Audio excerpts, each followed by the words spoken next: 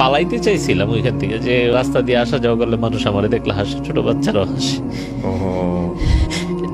তো বড় ভাই মারে বললো যে ওরে খাওয়া দাওয়া দরকার নেই, ওরে ছাই দিবে। তখন আমি সিদ্ধান্ত নিয়েছি যে আমি আর বাড়িতে থাকবো না। তো ও আমার 500 টাকা ধার দিল। আমি আমার সীমাবদ্ধতার জায়গা থেকে এখন অনেকের জন্য অনেক কিছু করি, কিন্তু ওর ওই টাকাটা আমি কখনোই শোধ দিতে পারবো না। এই টাকাটা না হইলে আমি মরতে দেব।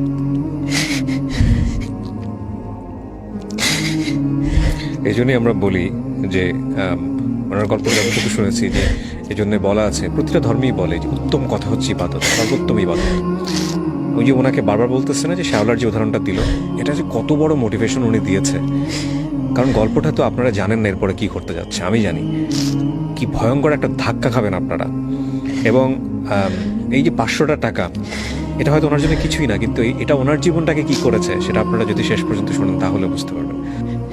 What a story. প্রথমে আপনার নামটা একটু জানতে চাই। আমার নাম গৌরাঙ্গ দেবনাথ। গৌরাঙ্গ দেবনাথ, আপনাকে মোটামুটি আপনার কমিউনিটি যারা পরিচিত তারা সবাই দাদা বলে সম্বোধন করে। দাদা বলে, আমিও দাদা বলেই সম্বোধন করব। আমার বাবার 30 থেকে 40 জন কর্মচারী ছিল, যারা আমাদের বাসায় সবসময় খাওয়া দাওয়া করতো দুপুরে রাত্রে। আমি তাদেরকে কাকু বলে ডাকতাম। এর মানে এত বড় ব্যবসা ছিল লুঙ্গির।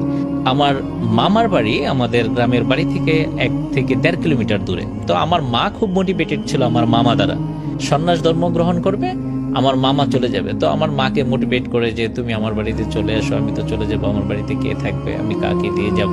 চলে গেলাম শ্রীনগর থেকে রামকৃষ্ণপুর গ্রাম, যেটা এখনো আমাদের গ্রামের বাড়ি, তালিমনগর, গ্রামের নাম তালিম মানে শিক্ষিত নগর। সো ওই গ্রামে আমরা যাই।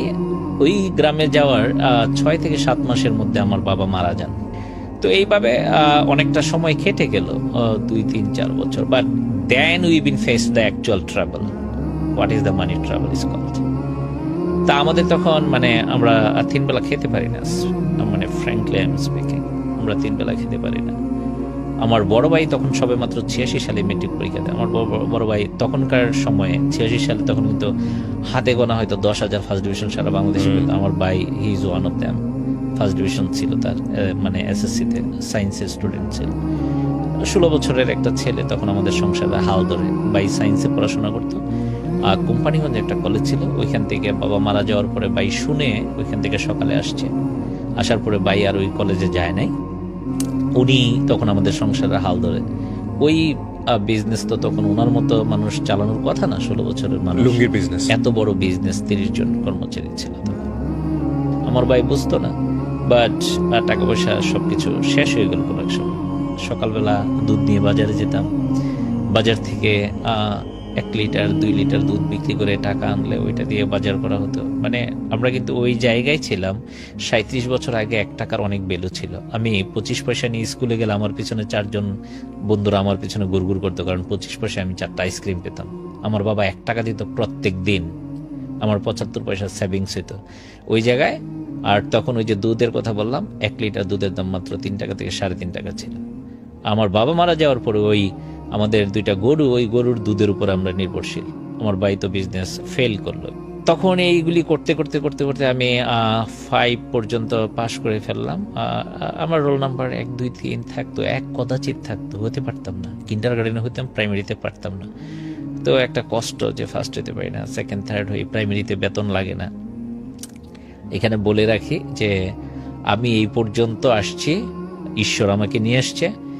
Nobody can say in my family they've been spent for a single penny for my life in the purpose of education, not a single penny. আমরা 3 বেলা ভালো খেতে পারতাম না। আমার এখনো মনে আছে, একটা ডিম আনলে, তখনও আমাদের বাড়িতে একটা কর্মচারী ছিল, উনি আমার ভাইয়ের সাথে ব্যবসাটা তারপরও ধরে রাখার চেষ্টা করতো। মানে লাভ হইতো না, যা একটু হয়তো সপ্তাহে 100-200 টাকা লাভ হইতো, 400 টাকা লাভ হইতো। ওই দাদা আর ওই কর্মচারী কালিদাস ছিল ওনার নাম, তাদেরকে একটা ডিমের অর্ধেক দিত। আর আমাদের ছোট 2 ভাইকে একটা ডিমের 4 ভাগের 1 ভাগ দিত। তো আমরা সবসময় ওই ডিমটার দিকে তাকায় থাকতাম যে কবে আমাদেরকে অর্ধেকটা ডিম দিবে, অর্ধেকটা ডিম যদি পাওয়া যেত। তো 6-এও পড়ে ফেললাম, 7-এ পড়ে ফেললাম। এইটা যখন উঠছি তখন আমাদের পড়াশোনাটা বন্ধ হয়ে যাবে আমার, বাট আমার খুব ইচ্ছে যে আমি পড়াশোনা করব। আমি একটা টিউশনি করা শুরু করি। আমার প্রথম স্টুডেন্ট ছিল নাম জন্টু, ও ক্লাস 2-তে পড়তো। আমার প্রথম টিউশনির টাকা 1 টাকা 10 পয়সা, আমি যখন ক্লাস 4-এ পড়ি। 1 টাকা 10 1 পয়সা। টাকা 10 পয়সা, হিউজ টাকা তখন, 1 টাকা 10 পয়সা। তো এইটে ওঠার পরে না আর স্কুলে দেওয়া যাবে না, কিছু একটা কাজ করতে হবে। তো মার মামাতো ভাই আছেন, উনি এখন চিটাগাংয়ে থাকেন, দিবাস। উনি তখন কক্সবাজারে থাকতেন। 1991 সালের ঘটনা এটা, তখন আমি মাত্র ক্লাস 8-এ উঠলাম। তো মার মামাতো ভাই আমাকে মাকে অফার করলো যে তোর, আমার মাকে উনি খুব আদর করতেন, বলতো যে তোমার এই ছেলেটাকে আমার কাছে দিয়ে দাও, ও আমার বাসায় থেকে পড়াশোনা করুক। মামা তখন একটা ভালো চাকরি করে কক্সবাজারে, মিনার এজেন্সি, একটা ফিশিং কোম্পানি। তো আমি 1991 সালের 4 এপ্রিল আমি যাই। সম্ভবত দিনটা বুধবার ছিল। মঙ্গলবারে 3 তারিখে আমাদের এলাকার সবচেয়ে বড় বাজার, বাজারটা আয়তন প্রায় 2 কিলোমিটার এক মাথা থেকে আরেক মাথা। আমি বাজারে যাই যে একটা পুরান প্যান্ট কিনবো, কারণ তখন আমার ফুল প্যান্ট ছিল না, আমার শুধু হাফ প্যান্টই ছিল। মানে এটা পড়ে চিটাগাংয়ে যাওয়ার জন্য। হ্যাঁ, যে কক্সবাজার যাবো, লুঙ্গি পরে তো যেতে পারবো না। তো আমি পাইনি।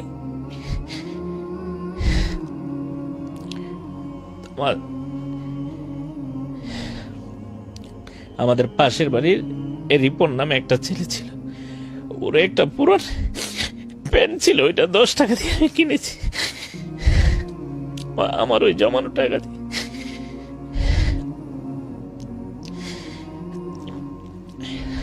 তারপরে ওই পুরান প্যান্টটাই, আমার এই একটাই প্যান্ট, আমি নিয়ে যাই কক্সবাজার।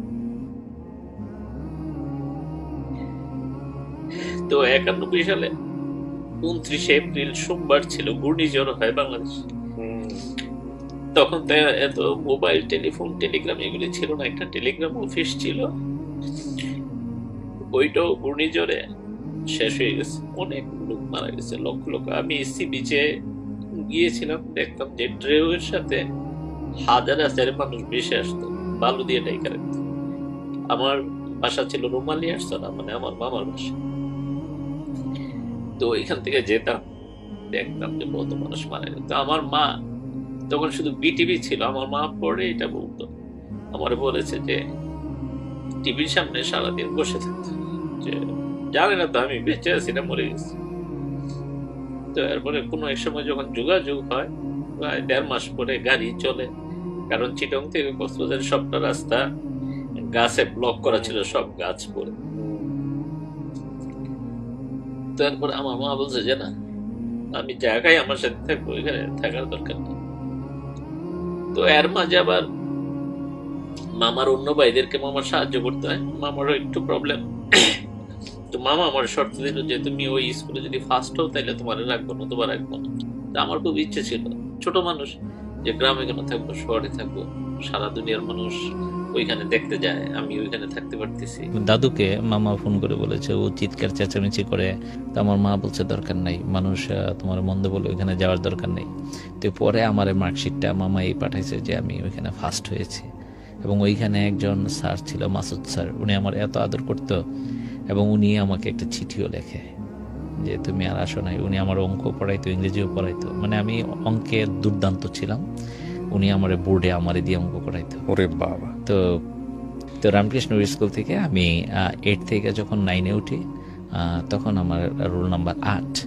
তো আমার খুব ইচ্ছে যে সে একবার যদি ফার্স্ট হইতে। আর আমাদের স্কুলটা অনেক ভালো স্কুল, অনেক ভালো, মানে 22টা প্রাইমারি স্কুলের স্টুডেন্টরা এসে ওই স্কুলে পড়তে, আর মানে কোনো একটা প্রাইমারি স্কুলের ফার্স্ট বই স্কুলে মিনিমাম 22 হবে। তো আমার খুব ইচ্ছে যদি একবার হইতে পারতাম, একবার হইতে পারতাম। তা আমি বরাবরই অঙ্কে ভালো ছিলাম। তো ওই হিসেবে 10-এ ঢোকার পরে আমি একটু রিকোয়েস্ট করেছি। সাত্তার স্যার ছিল, বাংলা পড়ায়, আমার এত আদর করতো, সবাই আদর করতো আমার, সন্তোষ স্যার অঙ্ক ইংরেজি পড়াইতো আমারে। তো আমি বললাম যে আমি স্কুলের হোস্টেলে থাকবো। তো হোস্টেলে থাকতে হইলে এই শর্ত মানতে হবে, এইগুলি করা যাবে না, সব মান। এটা কুমিল্লাতে? হ্যাঁ, কুমিল্লাতে, হোমনা রামকৃষ্ণপুর। রাইট। তো রামকৃষ্ণপুর গ্রাম, তো ওইখানে আমি হোস্টেলে থাকলাম। তো আমার ইচ্ছা যে আমার একবার ফার্স্ট হইতে হবে, টেস্ট হোক, প্রি টেস্ট হোক, যে কোনো সময়। পারি নাই। তো এরপর শেষ পর্যন্ত আমি 94 সালে মেট্রিক পরীক্ষা দিলাম। মেট্রিক পরীক্ষায় আমি আমার স্কুলে ফার্স্ট হয়েছি।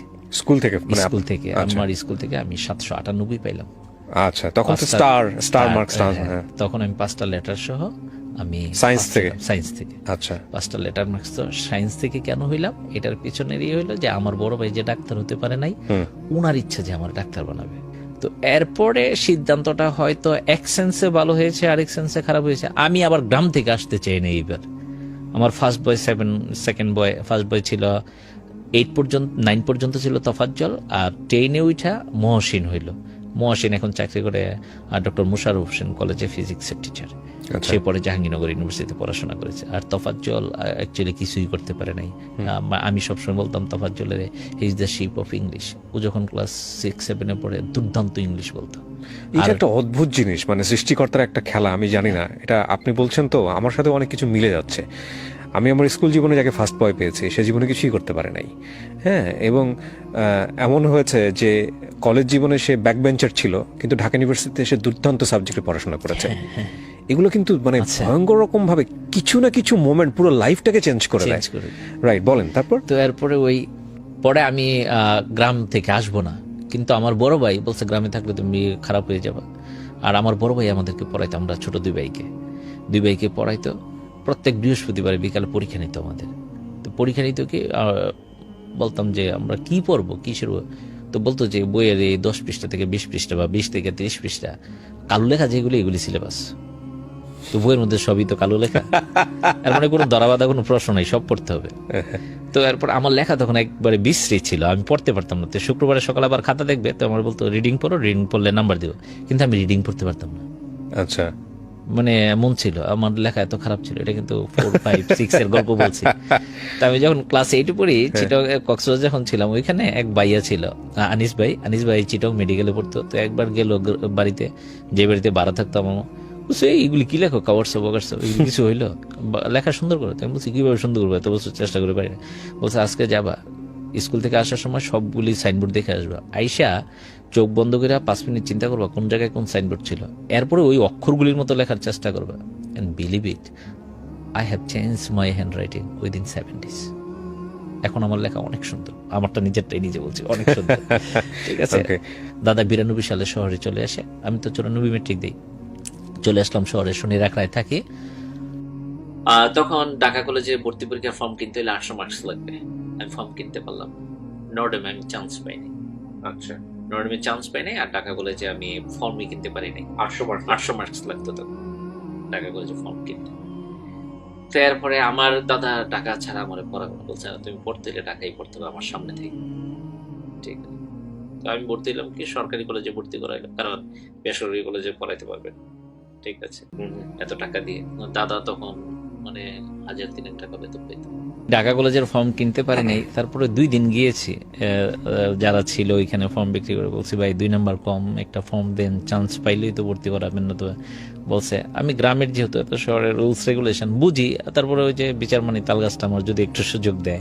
তা আমি 2 দিন গিয়েছি পরপর, ভাই একটা ফর্ম, বলছে ফর্মটা নিয়ে তো আপনি পরীক্ষা দিলে আপনি যদি ফার্স্ট হন এখানে আপনার ভর্তি করা হবে না, কারণ আপনি তো ডিসকুয়ালিফাইড, আপনার ওই নাম্বারটাই নাই। তো যাই হোক, পরে আমি ওই শনির একটা দাদা থাকতো ওইখানে, দাদার সাথে থাকলাম, ওইখানে ভর্তি করাইলো আমাকে সোহরাওয়ার্দী কলেজ, পুরান ঢাকার শহীদ সোহরাওয়ার্দী কলেজ, লক্ষ্মীবাজার। তা আমার দাদা আমাকে 2 টাকা দিত। 2 টাকা মানে 1 টাকা আসার সময় শনি একটা থেকে যাত্রাবাড়ি, আর যাত্রাবাড়ি থেকে হেঁটে আসতাম আমি লক্ষ্মীবাজার। আবার যাওয়ার সময় লক্ষ্মীবাজার থেকে যাত্রাবাড়ি হেঁটে, এরপরে 1 টাকা দিয়ে শনি একটা 12 নম্বর বাসে আসা যাওয়া করতাম। তো দাদাকে অনেক রিকোয়েস্ট করলাম যে এখানে তো আমি কিছু কোলাতে পারছি না, ক্লাস হয় না, এখানে সরকারি কলেজ, আর তখন মারামারি হইতো সরকারি কলেজে, মারামারি হইতো, ক্লাস হয় না, আমরা গ্রামে ট্রান্সফার করে দেন, আমি ওইখানে চলে যাব। বলছে না, এখানে সব ছাত্ররা পড়াশোনা করে ভালো করে। তো যখন উপায়ন্তর না দেখি, তো আমি বলছি একটা মানে নিজে একটা বুদ্ধি বের করলাম যে বলি সব প্রাইভেট পড়তে হবে, তাহলে তো আর পড়াইতে পারবে না, আমি জানি যে পড়ানো সম্ভব না। তো বলছে যে ঠিক আছে, সবগুলি 1 মাস করে প্রাইভেট করে সব শেষ করতে হবে। তো আমি বলছি তো ঢাকা শহরে কেউ পড়ায় না, সারা বছর প্রাইভেট পড়াইতে হয়। বলছে তুমি 1 মাস করে পড়লে পড়ানো দেবে না। তো পড়লে পরে কি সবাই যেখানে 250 টাকা 300 টাকা মাস, উনি আমার বললো যে খুঁজে বের করো সবচেয়ে কমে কে পড়ায়। তুই বের করলাম, একজনে 150 টাকা দিয়ে পড়ায়। তা আমি একবারে শুরুতে বলছিলাম যে আমার জন্য কেউ পয়সা খরচ করে নাই, ওইটা আবার এখন ক্লারিফাই করি, আসলেই খরচ করে নাই, কারণ ওটা তো আমার জীবনে কোনো কাজে লাগে নাই। তাই ওনারে গিয়ে রিকোয়েস্ট করলাম, স্যার আমি 150 টাকা দিব, উনি হিন্দু ভদ্রলোক ছিল, আমার আপনি একটু কষ্ট করে একটু বেশি পড়াই দিন, 1 মাসের চেয়ে একটু বেশি, 1 মাসের চেয়ে। বলছে এটা কেমন কথা, সবাই তো 8 মাস 10 মাস পরে, 1 মাসে বেশি পরে কি করবো? আমি বলছি যাই করি, আমি পারি ম্যাথমেটিক্স, তারপরে একটু হেল্প করেন আমার। তো উনি কেমন জানি রাজি হইলো, দুনিয়া কলেজের টিচার ছিল উনি। তো দুনিয়া কলেজের একজন টিচার আছে সমীর স্যার পরিসংখ্যানের, উনি হেল্প করলো, উনি আবার ওনারে বলে দিল যে একটু পড়াই দেন। তো এরপরে যাই হোক এখানে পড়লাম, তারপরে ফাইনাল পরীক্ষা আসলো, বাট আমার কনফিডেন্স লেভেল হাই ছিল না। মেট্রিক পরীক্ষার সময় যে হাই ছিল যে কিছু একটা করে ফেলবো এবার, তোফাজ্জল আর মহসিনকে বিট করবই, এটা হয়ে গেল মেট্রিক পরীক্ষা। ইন্টারমিডিয়েট পরীক্ষা এসে ওই কনফিডেন্স লেভেল কিন্তু নিচের, এটা একটা বড় জিনিস, আপনি নিজেই বুঝবেন যে আসলে আপনি কি করতে পারেন কি করতে পারেন না। Right, nobody can say what you can do, you have to decide by yourself. So confidence লেভেলটা খারাপ। তারপরে পরীক্ষা দিলাম, যথারীতি পরীক্ষায় কিন্তু ফেল করলাম আমি। কত সালে পরীক্ষা দিলেন? এটা 1996 সালে ইন্টারমিডিয়েট পরীক্ষা, এবং আপনি যদি ইতিহাস ঘাটেন এটা কিন্তু একটা ডিজাস্টার ছিল। 96 সালে সবচেয়ে বেশি পাস করছিল ঢাকা বোর্ডে, এটা হলো 24%, 24%, it was the highest percentage all over the country. আর সবচেয়ে কম পাস করছিল যশোর বোর্ডের 16%। ঠিক আছে, তো আমি বলবো না যে আমি ওই গ্যারাকলে পড়েছি, আমি বলবো আমার প্রিপারেশন ছিল না, আমি ফেল করেছি। 798 পাওয়া একটা ছেলে 798 পাওয়া, আমি ফেল করে ফেললাম। এখন এইটা তো গ্রামে মোটামুটি একবারে চড়াও হয়ে গেছে। তো চড়াও হয়ে গেছে, এর মধ্যে একটু বালোর দিককে ওই মহসিন তোফাজ্জল পাশ করেছে, ওরা স্টার মার্কস পায় নাই, মহসিন তোফাজ্জল ওরা গ্রামে ফার্স্ট ডিভিশন পেয়েছে। তো আমার এইখানে একটা কথা বলার জায়গা, ওই মানুষ তো খুঁজে যে কিভাবে তুমি মোটামুটি বাঁচতে পারো। তো আমি বাঁচার আরেকটা সুযোগ পেলাম। আমাদের এক স্যারের মেয়ে ছিল মুন্নি, ও ঢাকায় পড়তো, কোন কলেজে আমার মনে নাই, মুন্নি ফেল করলো, এটা একজন আমার তথ্যটা দিল। মানে সহযাত্রী খুঁজে পেলেন? সহযাত্রী খুঁজে পেলাম, যে অন্তত বলার জায়গাটা আমার হলো যে কে আমি একলা ফেল করেছি, আরো কত মানুষ তো ফেল করেছে। মুন্নিও তো স্টার মার্কস পেয়েছে, 881 পেয়েছে, 781, ও ফেল করেছে, তো কি হয়েছে, ফেল আমি করতে পারি। একটু জাস্ট ইন্টারাপ্ট করছি, যারা এখন পর্যন্ত এতটুকু শুনেছেন তাদেরকে আমি বলবো গল্পের আসল জায়গা শুরু হচ্ছে এখন। বিশেষ করে এসএসসি এবং ইন্টার পড়ুয়া ছাত্রছাত্রীদের জন্য এই এপিসোডটা যে কত ইম্পর্টেন্ট এটা বলে শেষ করা যাবে না। বলেন তারপর। তো এরপরে ফেল করলাম, ফেল করার পরে সিদ্ধান্ত নিতে নিতে কিছুদিন কান্নাকাটি করলাম, মন খারাপ এই সেই। তো আমারে এই জায়গায় সাহস জুগিয়েছে তখন আমার এক ফ্রেন্ড ছিল তৌফিক, ও এখন বিসিএস ক্যাডারে চাকরি পেয়েছে। তখনকার সময়ে সে একবারেই পাশ করেছে, সে নরডেম কলেজে পড়তো মানবিক বিভাগের। তৌফিক এখনো আমার সাথে অনেক ভালো বন্ধু, মোটামুটি সপ্তাহান্তে কথা হয়, অনেক ভালো বন্ধু আমার। তো বলছে এটা কোনো ব্যাপার না, কত দল মানে গোল খায়, পরে আবার গোল দিয়ে ফার্স্ট হয়ে যায়, চ্যাম্পিয়ন হয়ে যায়, তুই পারবি, চেষ্টা কর। তো দ্বিতীয়বার পরীক্ষা দেওয়ার সাহস তৈরি করলাম যে পরীক্ষাটা দেই, কিন্তু মাথা থেকে এটা যায় না। মজার বিষয় কি জানেন আমি কিসে ফেল করেছি? আমি ম্যাথে ফেল করেছি, ম্যাথমেটিক্সে। যে ম্যাথে আপনি এত ভালো, ম্যাথমেটিক্স বই নিয়ে এইভাবে পড়ে রইলাম যে ম্যাথে আমি ফেল করলাম। নাম্বার তো তখন দেখা যেত কিসে ফেল করে। এবার দ্বিতীয়বার পরীক্ষা দিলাম 1997 সালে। ফ্যামিলির মানুষজনের সাথে কথা নাই, বার্তা নাই, আমার জন্য ফর্ম ফিল আপ করবো কিনা এটা সিদ্ধান্ত নিতে পারতেছে না। আমাদের ফ্যামিলির সিদ্ধান্ত নেওয়ার আরেকজন লোক চলে এসে, আমার বড়দির হাজবেন্ড, উনি আমাদের ফ্যামিলির সিদ্ধান্তগুলি তখন নিত, যে পরীক্ষা দিব কি দিব না। ওকে ফাইন, সিদ্ধান্ত হলে পরীক্ষা দিব। এই সিদ্ধান্ত নিতে নিতে কিন্তু অলরেডি আরেক বছর যে পরীক্ষা দিব এখান থেকে 5 মাস চলে গেছে। তাহলে আমার হাতে আছে আর মনে করেন 6.5 মাস। তো এই সময়টাতে ডিসিশন কি হচ্ছিল, মানে পরীক্ষা দিবে অথবা কাজে কর্মে লেগে যাবে? কিছু একটা করবে, ওরে দিয়ে আর পড়াশোনা করবে না, পড়াশোনা হবে না। আর আমি ভয়ে গ্রামে চলে গেছি, আমার ভাইয়ের সামনে আর থাকবো না, আমি গ্রামে চলে গেছি। ভয় মানে? হ্যাঁ, যে কি হবে কি হবে। আচ্ছা, সো পরে সিদ্ধান্ত হলো পরীক্ষা দিব। ওকে ফাইন, তো পরীক্ষা দিলাম। ম্যাথমেটিক্স এমন প্রিপারেশন নিলাম, বাকি যে সাবজেক্টগুলি আছে ওগুলি ভুলে গেছি, বাকি সাবজেক্টগুলি আমি ভুলে গেছি। 97 সালে আমি আবার ফেল করলাম, ভয়াবহ ডিজাস্টার। 97 সালে আমি আবার ফেল করলাম, মানে 96 সালের চেয়ে পার্সেন্টেজ এবার বাড়লো, বাট আমি ফেল করলাম। আমি সোহরাওয়ার্দী কলেজ থেকে আমি হেঁটেই গেছি, আমার মনে আছে এখনো, 6টার দিকে আমি রেজাল্টটা পাইলাম। আমি 9:30টার দিকে শনি রাখতে গেছি। আমি হাঁটতে পারতেছিলাম না, যে আমার রোল নাম্বারটা ওইখানে নাই। এখনকার মতো তো আর তখন রেজাল্ট চেক করা যেত না। মানে জাস্ট যদি এটা ফিল করি, আমি এসএসসি ইন্টার দুটোতে স্টার পাওয়া, মানে আমি যদি আপনার জায়গায় চিন্তা করি, মানে জাস্ট জীবনে সেন্সলেস একবারও হই নাই, এটা ভয়ঙ্কর। তো আমি দোতলায় রেজাল্ট শিটটা দিছি, আমি দোতলা থেকে নামতে পারতেছিলাম না, যে আমি তো কারোর কিছু বলতে পারবো না যে আমি ফেল করছি। তো ওই সময় আমার মেজ দিদি ঢাকায় থাকে দুনিয়া। আমরা ছোট যে 2 ভাই, আমার নাম গৌরাঙ্গ, আমার ছোট ভাইয়ের নাম নিতে। আমার ওই ছোট ভাইকে আমার শেষ দিদি খুব পছন্দ করতো, শিপ্রা দিদি। আর আমার মেজ দিদি আমারে পছন্দ করতো। কোনো কিছু ভালো খাবার হইলে আমার মেজ দিদি আমার জন্য একটু রাখতো, আমার শেষ দিদি আমার ছোট ভাইয়ের জন্য রাখতো।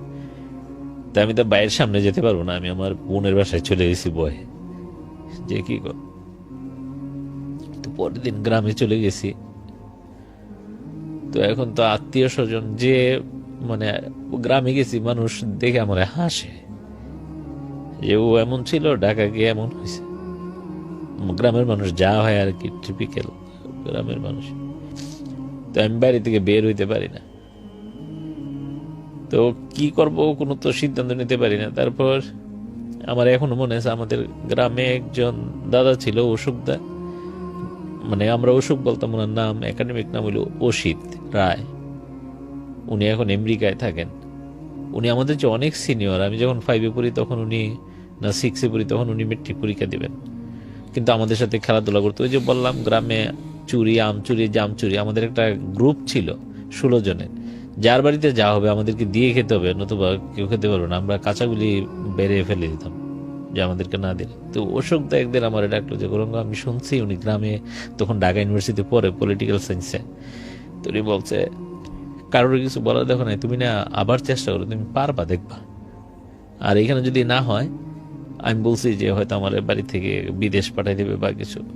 বলছে তুমি বিদেশ যাও, গিয়ে কোনো একটা জায়গায় ভর্তি হবা, দেখবা বিদেশে গেলেও তুমি ভালো রেজাল্ট করবা, আমার বিশ্বাস তুমি কোথাও পারবা। অথবা তুমি কম্পিউটার কোনো কিছুতে ভর্তি হয়ে একটা কোর্স করে আসবে, এই দেশে এসে ভালো চাকরি করো। আমার এখনো মনে আছে, বিকালে বসে উনি আমার এগুলি বলছে। তখন তো আমি কই পড়বো, কি করব। আর তখন একটা সিস্টেম ছিল যে পরপর 3বার ফেল করার আগে কলেজ থেকে মার্কশিট উঠাই দিয়ে দিত না, 3বার ফেল করতে হইতো। মানে ওই কলেজ থেকে অন্য কলেজে যেতে পারবেন না, কলেজে যাওয়া যাবে না। মার্কশিট জমা দিয়ে তো তখন ভর্তি হইতে হইতো, মার্কশিট সার্টিফিকেট জমা দিয়ে, মেট্রিকের মার্কশিট। তো আমি ঢাকায় আসছি ওনার কথাটা শুনে যে আমি কি করব। তো তখন আমার যে বন্ধু, ওই যে তৌফিক আমারে বলছে তুই এখনো শেষ হয়ে যাসনি। তৌফিক আমারে তখন বলল যে গৌরাঙ্গ, তোর অবস্থাটা এখন নদীতে একটা মনে কর খড়কুটা পড়ছে, ওই খড়কুটাটা ঢেউয়ে শুধু বাসতেছে। এটা 1 সপ্তাহ পরে এটার মধ্যে একটু শ্যাওলা জন্মাবে, তারপরে এই শ্যাওলাটা আর একটু বড় হবে, তারপরে এটার সাথে একটা কচুরিপানা আটকে যাবে, এরপরে এই কচুরিপানা অনেক বাচ্চা দিবে, অনেক বেশি কচুরিপানা হবে, তারপরে এটা বিরাট প্রবল আকার ধারণ করবে। তখন ওই ঢেউ আর স্রোত এসে ওইখান থেকে আটকায় আবার বিপরীত দিকে চলে যাবে। তুই এখন ওই খড়কুটার মতো বাসতেছিস, তোর জীবনে একটা সময় আসবে যারা এখন তোরে দেখে এইভাবে হাসাহাসি করে, তারা তোর সামনে আসবে না, মাথা নত করে থাকবে। তোর জীবন হয়তো ওই সময়টার জন্য আল্লাহ হয়তো এই কাজটা করছে। আমার এখনো বিশ্বাস তুই জীবনে কিছু একটা করে ফেলবি। তো ওর সাথে আমি যাত্রাবাড়ি দেখা করি, ওর বোনের বাসায় ছিল ও ওই দিন যাত্রাবাড়িতে। ও হলে থাকতো 123 নম্বর রুমে। আচ্ছা, সেইয়া মানে